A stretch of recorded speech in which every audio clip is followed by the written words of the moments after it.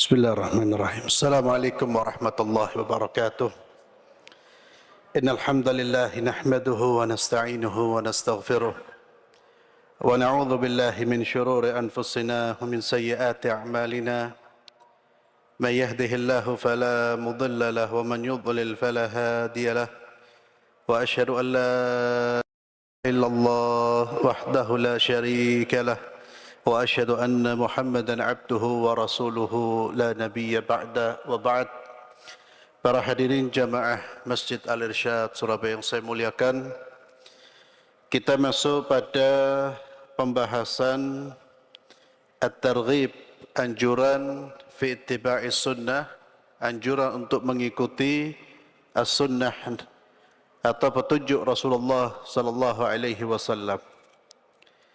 Setelah kita membahas terkait dengan anjuran untuk ikhlas dan ancaman dari perbuatan yang tidak ikhlas, bab berikutnya berbicara tentang anjuran untuk mengikuti petunjuk Rasulullah sallallahu alaihi wasallam. Ikhlas dan mengikuti petunjuk Rasulullah sallallahu alaihi wasallam ini dua hal yang akan menjadikan agama kita atau ibadah kita diterima oleh Allah. Dua syarat agar ibadah kita diterima oleh Allah. Yang pertama, niat. Kita niat karena Allah. Yang kedua, apa yang kita lakukan, amalan yang kita kerjakan itu sesuai dengan tuntunan yang diajarkan oleh baginda Muhammad sallallahu alaihi wasallam. Terkait dengan anjuran untuk mengikuti Al-Quran dan Sunnah, disebutkan di dalam hadis dari Irbad bin Sariyah radhiyallahu an, beliau berkata, wa'adana Rasulullah sallallahu alaihi wasallam mau'izatan balighatan wajilat minha al-qulub wa dharafat minha al-uyun faqulna ya Rasulullah ka'annaha mau'izatu muwaddi' fa'awsina. Irbad bin Sariyah berkata, Rasulullah sallallahu alaihi wasallam memberikan nasihat kepada kami dengan nasihat yang membuat hati menjadi takut dan membuat kita menangis. Maka kami berkata kepada Rasulullah, ya Rasulullah, sepertinya itu adalah nasihat yang terakhir. Sepertinya nasihatmu ini nasihat seolah-olah engkau akan berpisah dengan kami.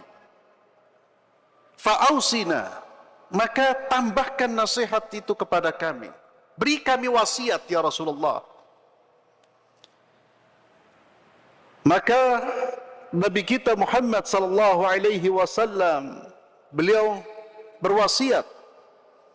Dan mari kita camkan, kita dengarkan, kita simak, kita jadikan ini pedoman dalam kehidupan kita. Qala Nabi Muhammad sallallahu alaihi wasallam bersabda, usikum bitaqwallah. Aku wasiatkan kalian untuk bertakwa kepada Allah Subhanahu wa taala. Aku wasiatkan kepada kalian wahai umatku untuk bertakwa kepada Allah. Takwa artinya menjalankan perintah-perintah Allah dan menjauhi larangan-larangan Allah Subhanahu wa taala. Usikum bitaqwallah. Aku wasiatkan kepada kalian untuk bertakwa kepada Allah. Was-sam'i wat-tha'ah. Wa in ta'ammara 'alaikum 'abdun. Dan senantiasa mendengar dan menaati walaupun kalian dipimpin oleh seorang hamba sahaya. Jika seorang muslim dipimpin oleh pemimpin muslim, maka ikuti dan taati selama pemimpin tersebut tidak memerintahkan sesuatu yang dilarang oleh Allah Subhanahu wa taala.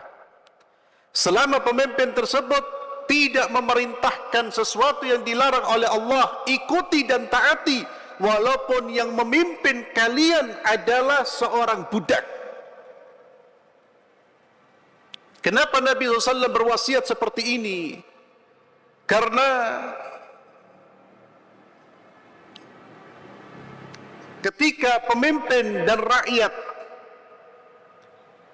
berjalan beriringan, ketika sudah ada orang yang diangkat menjadi pemimpin, kemudian rakyatnya ridha dan membantu pemimpin tersebut, maka yang terjadi adalah kondisi yang stabil, kondisi yang baik, dibandingkan jika setiap ada pemimpin digugat oleh rakyatnya. Setiap ada pemimpin digugat oleh rakyatnya. Maka itu akan membuat kehidupan umat menjadi porak-poranda. Dan kebiasaan siapa itu? Kebiasaan masyarakat jahiliyah. Mereka ketika tidak senang dengan pemimpinnya, berontak. Dan tidak senang, berontak. Maka Nabi memberikan wejangan, jangan seperti itu. Hancur kehidupan kalian kalau kalian terus melakukan perbuatan seperti itu. Maka ikuti, patuhi, walaupun orangnya tidak kalian suka, selama dengan catatan dia tidak memerintahkan kalian untuk berbuat pelanggaran-pelanggaran terhadap aturan Allah. Karena Nabi SAW bersabda, la ta'ata li makhluqin fi ma'siyatil khaliq.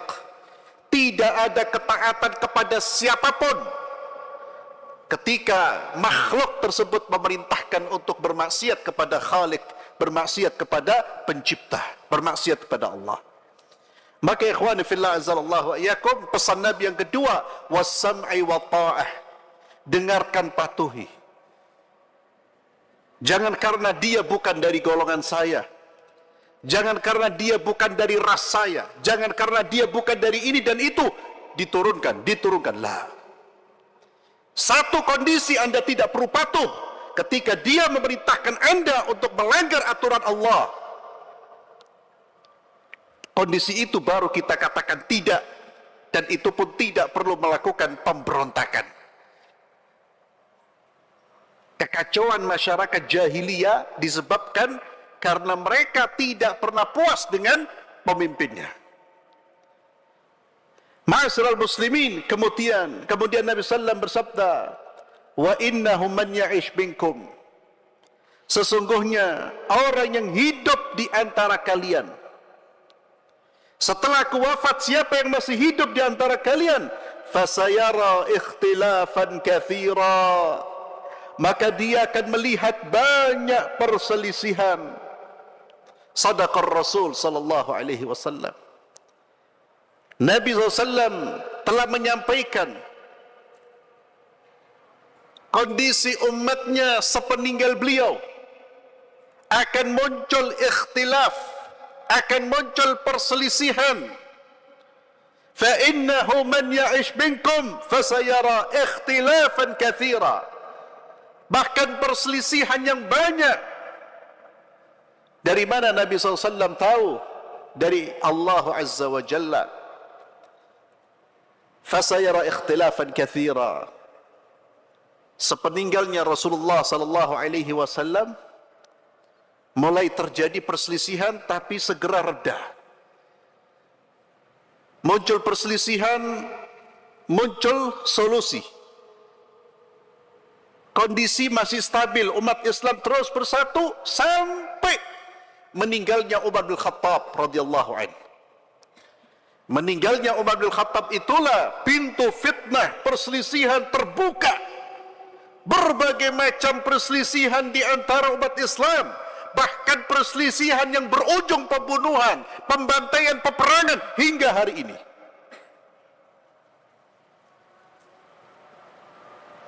Nabi SAW memberikan kita arahan ketika melihat kondisi seperti itu, ketika terjadi perselisihan, perbedaan, apa yang menjadi tolok ukur kebenaran,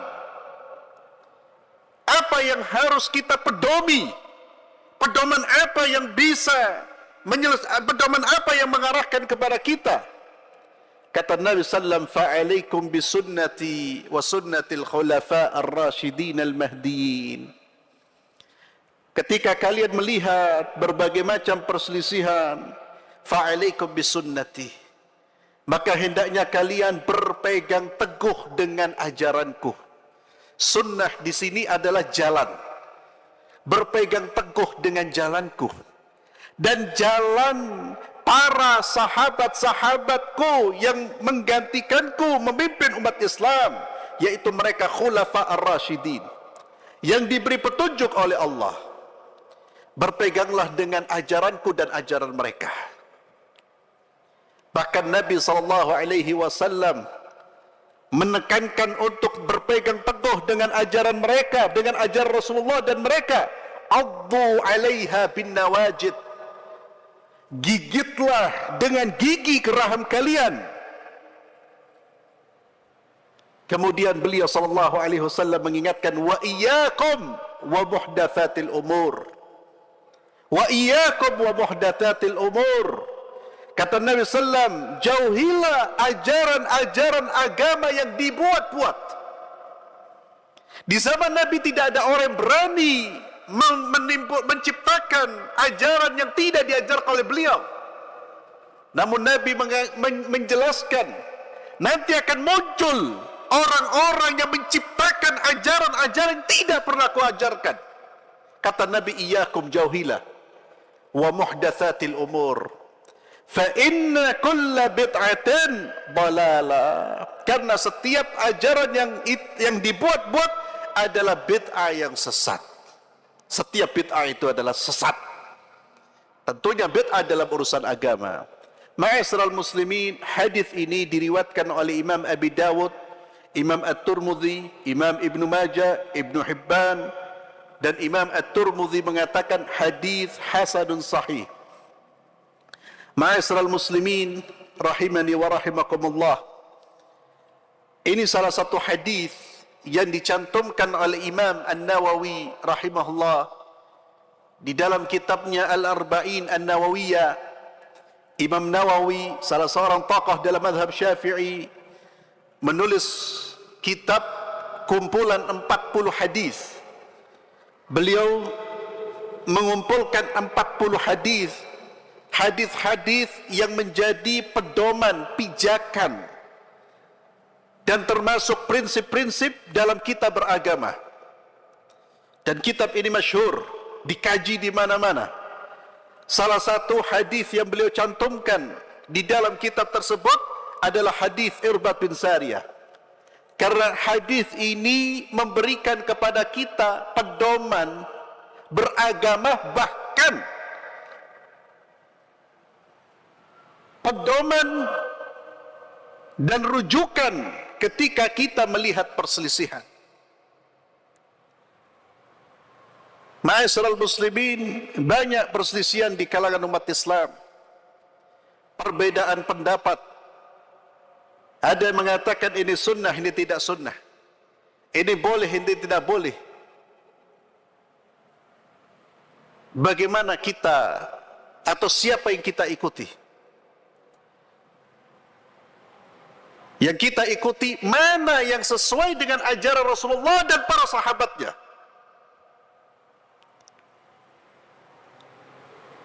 Jika ada perbuatan, perbedaan pendapat terkait dengan amal ibadah. Karena kalau amal duniawi, Nabi dengan jelas mengatakan apa? Antum a'lamu bi umuri dunyakum. Urusan dunia kalian lebih tahu. Tapi urusan agama, rujukannya adalah kembali ke masa lalu. Kembali kepada tuntunan Allah dan Rasulnya. Urusan dunia silakan kita melakukan inovasi, mengembangkan berbagai macam ilmu. Silahkan, kalian lebih tahu. Tapi tidak dalam urusan beragama, ibadah. Maka ketika kita melihat ada perbedaan pendapat terkait dengan amal-amal perbuatan, maka lihat apakah ini dilakukan oleh Rasulullah, apakah ini dilakukan oleh para sahabat Rasulullah. Tidak, lebih baik tinggalkan. Karena mereka adalah tolok ukur kebenaran. Rasulullah jelas satu-satunya utusan Allah. Dan Rasulullah sudah menyampaikan seluruh seluruh kebaikan sudah disampaikan oleh Rasulullah SAW. Tidak ada kebaikan yang tidak disampaikan oleh Nabi atau tidak diketahui oleh Nabi, tapi orang yang selain beliau tahu. Tidak mungkin. Fa'alaikum bisunnati wa sunnatil khulafa ar-rasyidin. Maka hendaknya kalian berpegang teguh dengan ajaranku dan ajaran para sahabat-sahabatku. Maka ketika kita merasa bingung, mana yang benar, ini ibadah, ada ibadah, yang satu menganjurkan, yang satu tidak menganjurkan. Maka lihatlah apakah ibadah ini memang ada anjurannya dari Rasulullah SAW. Jika ada, kita kerjakan, jika tidak ada, tinggalkan. Itu jalan keselamatan.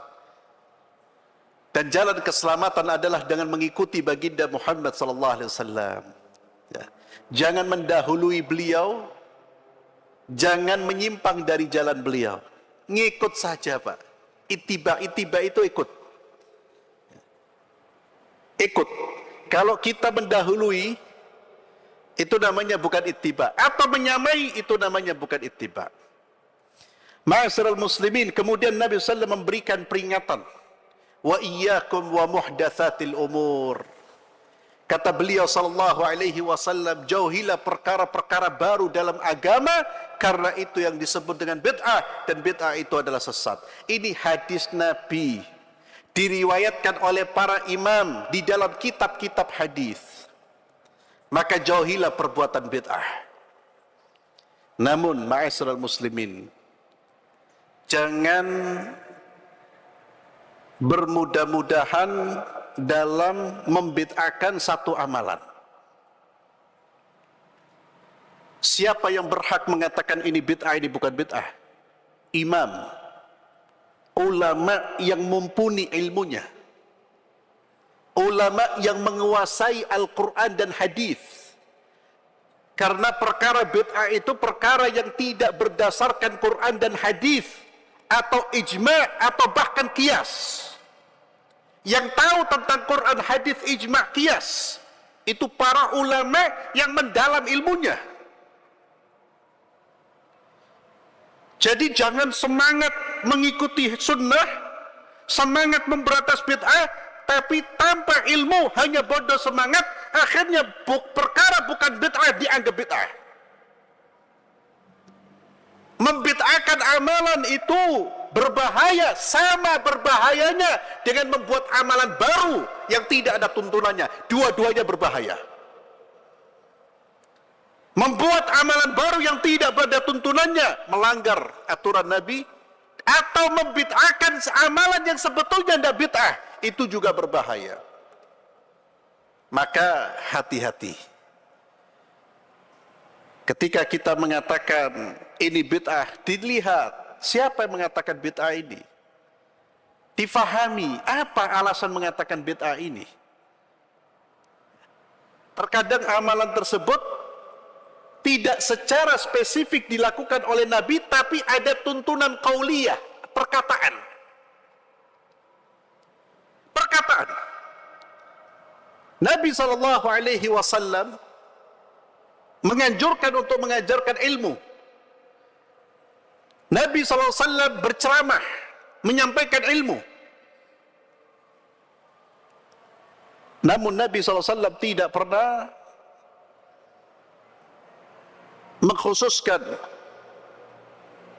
hari Kamis kajian ini, Selasa kajian itu. Kalau masjid mengkhususkan itu bid'ah apa tidak? Tidak ada yang mengatakan bid'ah. Karena ada sandarannya. Sandarannya apa? Nabi menyampaikan ilmu. Teknisnya silakan. Selama itu bukan ibadah mahdho yang sudah terikat aturannya. Ibadah yang sudah terikat aturannya jangan diotak-atik. Ada ibadah-ibadah yang sudah terikat. Sholat 5 waktu terikat. Terikat dalam pengertian aturannya sudah jelas. Ada ibadah yang mutlak. Nabi SAW mengatakan, Nabi SAW ibadah membaca Quran, ibadah berzikir. Maka mutlak, kita mau berzikir, membaca Quran dimanapun silahkan. Walaupun mungkin di tempat yang dulu Nabi tidak pernah zikir di situ. Kenapa tidak bid'ah? Karena Nabi Allah dan Rasulnya memerintahkan untuk berzikir dan tidak dibatasi. Apa yang tidak dibatasi, jangan dibatasi. Apa yang dibatasi, jangan dilanggar batasan tersebut. Yang sudah dibatasi, jangan dilanggar. Yang tidak dibatasi, silahkan. Kalau ada ceramah, orang dimulai ngaji dulu. Ya tidak bid'ah, Pak. Siapa yang membatasi? Mau setelah ceramah ngaji, sebelum ceramah ngaji silakan. Karena membaca Al-Quran tidak ada batasannya. Maka saya ingatkan, bid'ah itu perkara buruk. Tapi juga buruk ketika kita ngawur dalam mendefinisikan bid'ah. Maka seperti kita jangan cepat-cepat. Ya. Maka kita ingatkan dua kelompok, Pak. Kelompok pertama yang ibadah tidak mau tahu ada tuntunannya apa enggak. Pokoknya sesuai dengan selera. Kalau ditanya, kan ini baik. Lo tuntunannya ada. Wes pokoknya api. Pak, ini agama. Agama ini dari langit wahyu. Kalau sesuai dengan selera kita ya gak perlu Nabi diutus, gak perlu. Kenapa Nabi diutus? Untuk menjadi penjelas, pembimbing, penjelas, pembimbing. Itu kenapa Nabi diutus? Untuk menjadi pedoman, teladan. Ini kelompok pertama. Jangan ibadah sesuai dengan hawa nafsu, selera, atau dengan alasan ini sudah turun-menurun. Dilihat, ditinjau. Turun-menurun itu kalau baik ya baik. Kalau tidak baik ya kenapa dipertahankan? Kenapa dipertahankan? Kita punya pedoman. Yang kedua, hati-hati mendefinisikan bid'ah. Hati-hati membid'ahkan satu amalan. Maka lebih selamat merujuk kepada para imam. Itulah mengapa ketika kita beragama dianjurkan kita mengikuti para imam. Karena mereka ini orang-orang yang sudah diakui oleh semua. Berjalan di jalan yang insya Allah di jalan sunnah. Imam Abu Hanifah, Imam Malik, Imam Syafi'i, Imam Ahmad.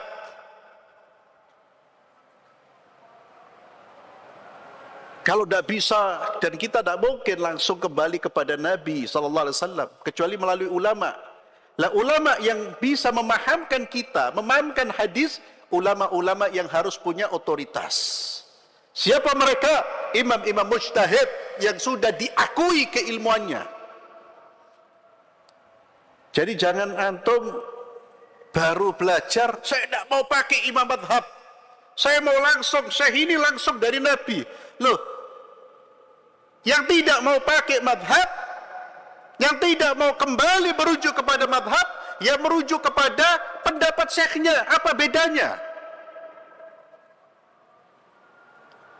Saya mau belajar, tak perlu kita belajar dari sholat, dari fikih Syafi'i, fikih Hambali. Langsung saja fikih dari Nabi. Fikih dari Nabi. Kapan belajari sampean dengan Nabi? Oh kan kita bisa baca. Oke, antum punya alat ilmu yang bisa mengeluarkan kesimpulan-kesimpulan dari hadis. Antum menguasai bahasa Arab, antum menghafal kutubus sittah ini atau kitab hadis 9 ini, antum pakar balaghah, antum hafal Quran? Enggak. Ya, kalau begitu, belajarlah dari ulama yang sudah punya ilmu itu. Ulama-ulama ini rujukannya Quran dan hadis. Siapa yang sudah diakui? Ya 4 madhab.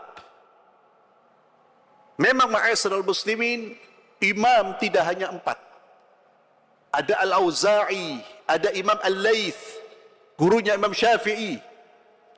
Tapi yang lain itu madhab mereka punah, tidak dijaga. Kenapa dikenal 4 ini? Karena 4 imam ini yang pendapat-pendapatnya itu betul-betul dijaga oleh murid-muridnya, dikembangkan terus sampai hari ini. Jadi ikhwani fillah azzalallahu wa iyyakum, ini pesan Rasulullah SAW, beragama dengan mengikuti tuntunan. Maka belajarlah dari imam-imam yang betul-betul dikenal menjalankan tuntunan Rasulullah sallallahu alaihi wasallam. Bahkan kita belajar dari ustaz, pendidik, guru, siapapun yang menghubungkan kita dengan mereka, yang menghubungkan kita dengan salafus saleh. Karena itulah jalan yang baik. Nabi sallallahu fa'alaikum bisunnati wa sunnatil khulafa'ir rasyidin. Dan ma'asyiral muslimin, sekali lagi hadis ini Pak, hadis dari Nabi. Jadi jangan alergi ketika mendengar ustaz wa kullu bid'atin dhalalah, wahabi. Demi Allah, itu kebodohan Pak, pembodohan yang dilakukan, mohon maaf, oleh sebagian oknum. Kullu bid'atin dhalalah itu hadis Nabi Pak, dan itu sudah sangat jelas. Betul itu, ya. Saya pernah, ini ustadz ini wahabi, ustadz ini.